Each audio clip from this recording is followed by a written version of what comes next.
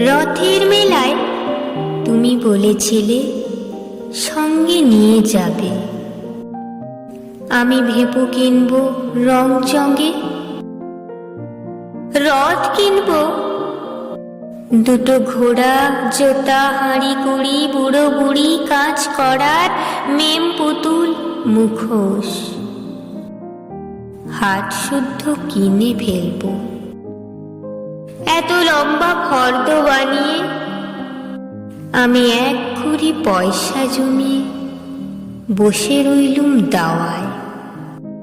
তুমি ফিরে এসে সঙ্গে করে রথের মেলায় নিয়ে যাবে। দাওয়ায় বসে বসে আমার হাত পা গুলো লম্বা হয়ে গেল, ফর্দটা উড়ে গেল হাওয়ায়। আমার খুরি ভরা ফুটো পয়সা তরঙ্গ ভর্তি মোহর হয়ে গেল। তোমার রথের মেলা থেকে আমার আর কেনবার কিছু রইল না।